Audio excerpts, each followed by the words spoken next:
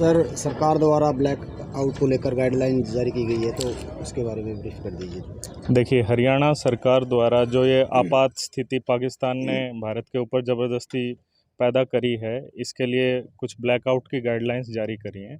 तो मैं आप लोगों से अपील भी करूंगा और गाइडलाइंस को बताऊंगा और अनुरोध करता हूं कि आप लोग उनको फॉलो करेंगे स्ट्रिक्टली।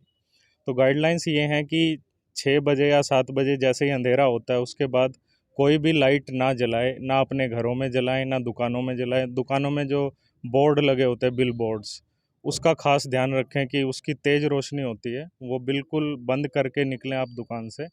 और कैमरा की लाइट एक ब्लिंक करती है, उस पर भी कोई ब्लैक टेप वगैरह का प्रयोग करें ताकि कोई रोशनी ना दिखे। स्ट्रीट लाइट्स के लिए आदेश जारी कर दिए गए हैं, जो एमसी एरिया में या गांवों में जितनी भी स्ट्रीट लाइट्स हैं वो बंद रहेंगी आगामी आदेशों तक। तो आप अपने घरों में ही रहें, बिना बात के बाहर ना जाएं। और बाहर जाने से भी जैसे आप व्हीकल प्रयोग करोगे उसकी भी लाइट है, तो ये देश के लिए खतरा साबित हो सकता है। तो आप प्लीज़ एडमिनिस्ट्रेशन का साथ दें। और मेरी एक और अनुरोध है आपसे कि जो रूमर्स हैं, जो सोशल मीडिया पे रूमर्स फैले हुए हैं, उनसे बच के रहें, बिल्कुल फेक न्यूज़ वगैरह से बच के रहें। और एडमिनिस्ट्रेशन जो बात कह रहा है सिर्फ उस पर ध्यान दें। और अभी स्थिति बिल्कुल कंट्रोल में है। हमारे जो जवान हैं, हमारी सेना, तीनों जल सेना, थल सेना, वायु सेना हमारा बिल्कुल साथ दे रही हैं और एकदम सेफ्टी बनाए रखें और बनाए रखे हुए हैं।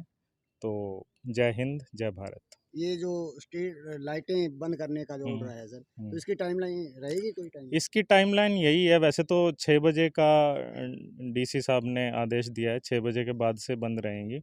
कहने का मतलब यही है कि अंधेरा जब से हो तब से ही बंद कर दी जाए। परसों जो ब्लैकआउट था सर, उसमें देखा गया था बेवजह व्हीकल चालक थे जो शहर में निकले हुए थे और व्हीकलों की लाइटें जल रही थी, उनके लिए भी?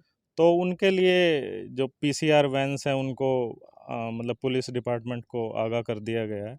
तो अब जैसे कोई निकलेगा तो उन पे भी कुछ कार्रवाई कर दी जिनको जाएगी। कोई काम ना हो, हाँ, बिना बात के ना आए। मैं ये अपील तो करूँगा ही, लेकिन अगर कोई फिर भी ज़बरदस्ती आ रहा है तो ज़रूर वो कुछ कार्रवाई के पात्र बनेंगे। सर, एक शादी का फंक्शन होता है, उसमें डीजे की लाइट हाँ, होती है। शादी के फंक्शन में काफ़ी तेज़ रोशनी होती है, तो हो सके तो एक इंडोर फंक्शन ही करें।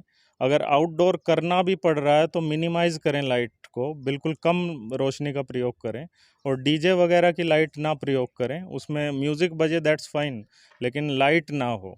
कोई इमरजेंसी नंबर जारी किया गया सर? इमरजेंसी नंबर जारी कर दिया जाएगा, बता दिया जाएगा आपको।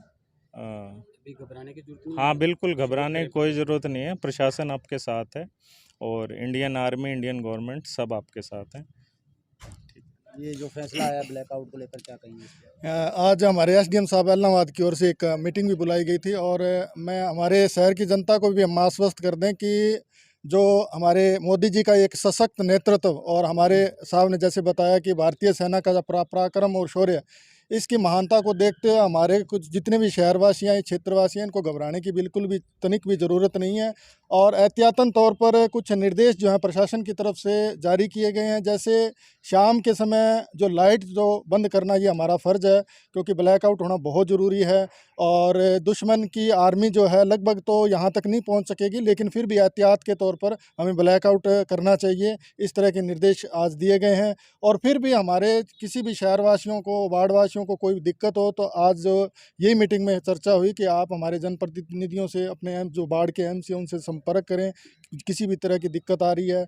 और जिस तरह एसडीएम साहब ने बताया कि जो लाइटें जो हैं मैन क्या है कि घरों की लाइटें भी हम बंद कर लेते हैं, और उसके बाद जैसे टॉर्च की लाइट है या कैमरा की लाइट है या लेज़र लाइट है या व्हीकल की लाइट है, ज़्यादा से ज़्यादा ये कंट्रोल करें कि आप बाहर ना निकलें, ताकि इस तरह का हम कोई संभावना पैदा ना करें कि ये दुश्मन को इसका कोई फ़ायदा मिल सके।